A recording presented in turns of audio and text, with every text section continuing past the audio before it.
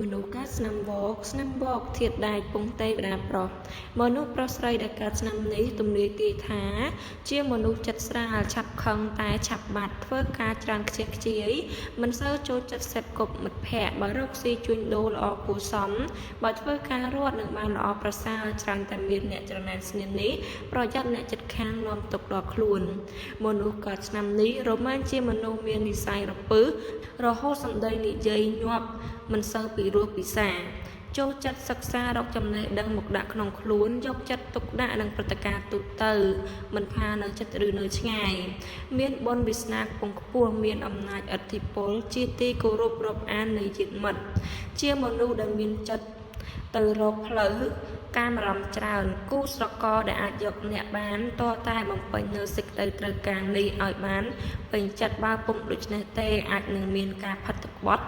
ឬអាចឈានទៅរកការលែងលះគ្នាមុខរបរឬការងារដែលស័ក្តិសមនឹងខ្សែជីវិតរបស់មនុស្សដែលកើតឆ្នាំនេះឲ្យចម្រើនរុងរឿងលូតលាស់ត្រូវនឹងខ្លួននោះគឺធ្វើចំនួនជួនប្រែនឹងបានទៅជាអ្នកមានស្ដុកស្ដំ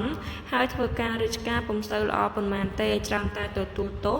ឬត្រូវបានទទួលការច្រណែនស្នៀតនេះពុំសូវមានសេចក្តីសុខចម្រើនក្នុងជីវិតឡើយ